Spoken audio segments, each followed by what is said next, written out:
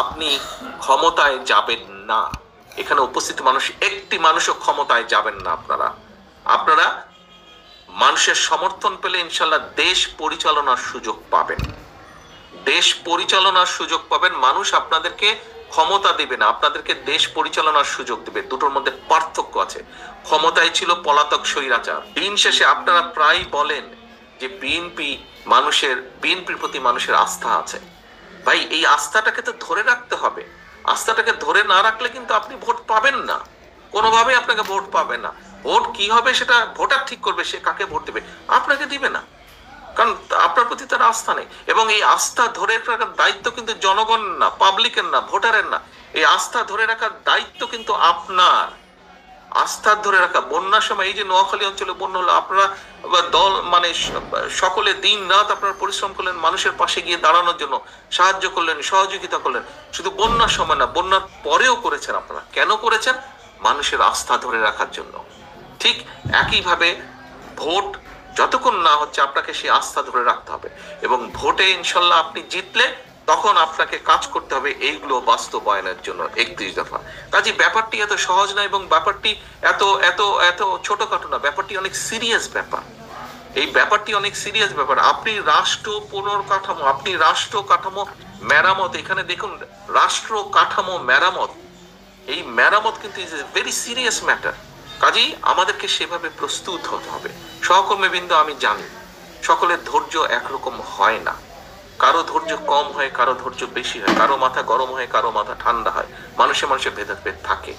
আমরা সহকর্মী। আমি আপনাদেরকে বারে বারে অ্যাড্রেস করছি সহকর্মী হিসেবে। আপনার বিপদে আমি পাশে দাঁড়াই, আমার বিপদে আপনি পাশে দাঁড়ান, সেজন্যই আমরা সহকর্মী। কাজেই আমাদের সকলকে, আমরা সকলে মিলে দল। আপনি ক্ষতিগ্রস্ত হলে আমি ক্ষতিগ্রস্ত, আমি ক্ষতিগ্রস্ত হলে আপনি ক্ষতিগ্রস্ত। কাজে আমাদেরকে প্রত্যেকের প্রতি খেয়াল রাখতে হবে। আমাদের খেয়াল রাখতে হবে দলের প্রতি। এবং দলের প্রতি যদি আমরা খেয়াল রাখতে পারি, তাহলেই আমরা জনগণের আস্থা অর্জন করতে সক্ষম।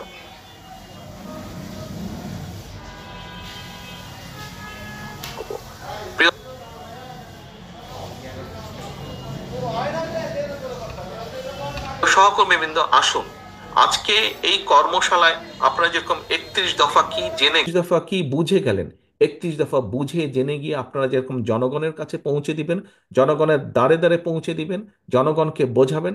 একই সাথে আসুন আজকে এই কর্মশালায় আমরা প্রতিজ্ঞা গ্রহণ করি, আমরা শপথ গ্রহণ করি যে জনগণের আস্থা নষ্ট হয় এমন কোনো কাজ করা থেকে আমরা নিজেদেরকে বিরত রাখব।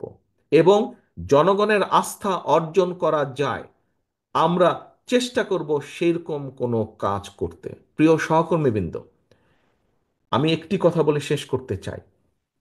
কেউ যদি মনে করে থাকেন, আমি মনে হয় এই কথাটি আগেও বলেছি, এখানে ওই যে চট্টগ্রাম বন্দরে বললো না অনেক ষড়যন্ত্র কাজ করছে, একজন বললে প্রশ্ন করেছে বাংলাদেশ জাতীয়তাবাদী দল বিএনপি তথা আপনার বিরুদ্ধে, যেহেতু আপনি বিএনপির প্রতিনিধি, আপনার বিরুদ্ধে অনেক ষড়যন্ত্র কাজ করছে। একটু ঠান্ডা মাথায় আল্লাহর বাস্তে এগুলো চিন্তা করুন। আপনারা, আপনি ছাত্র দল হন, যুব দল, স্বেচ্ছাসেবক, বিএনপি, তাঁতি দল, মহিলা দল, যেই হন না কেন, আল্লাহর বাস্তে এগুলো একটু চিন্তা করুন। বহু ষড়যন্ত্র চলছে।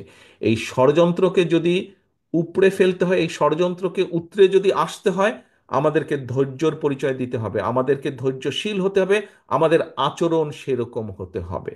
প্রিয় সহকর্মীবৃন্দ, আমি আশা করব, আমি বিশ্বাস করি যে যেই কথাগুলো আপনাদের সামনে শেষে আমি এসে বলেছি, আমি জানি সারাদিন শেষে আপনারা আজকে ক্লান্ত, খুব বেশি কথা শুনতে এখন ভালো লাগবে না, কিন্তু যে কথাগুলো না বললেই নয়, আমি আপনাদের সামনে সেই কথাগুলোই তুলে ধরেছি।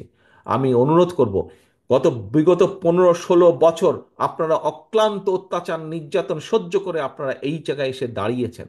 আসুন আমরা সকলে মিলে, আমরা যেই অত্যাচার নির্যাতন সকলে মিলে সহ্য করেছি, আমাদের সামান্য ছোট ছোট ভুলের জন্য যাতে আগামী দিনের আমাদের এই বিসর্জনগুলো, যাতে আমাদের এই বিসর্জন যাতে নষ্ট না হয়ে যায়, আমরা সেই ব্যাপারে সচেতন থাকি।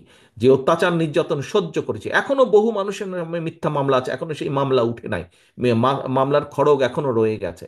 কাজে আসুন, যেই নির্যাতন আমরা সহ্য করেছি, যেই বিসর্জন আমরা দিয়েছি, সেই বিসর্জন যাতে নষ্ট না হয়ে যায়, যেই কষ্ট করেছি সেই কষ্ট যাতে নষ্ট না হয়ে যায়, এই ব্যাপারে আমরা সচেতন থাকি। আমরা 31 দফা মানুষের কাছে নিয়ে যাব, মানুষের আস্থা ধরে রাখার জন্য যা যা করা প্রয়োজন আমি সেটাই করব। আমাদের শেষ কথা হোক, আমরা জনগণের সাথে আছি, আমরা ইনশাল্লাহ জনগণের সাথে থাকব। কারণ জনগণই, রাজনৈতিক দল হিসেবে জনগণই আমাদের শেষ ভরসা।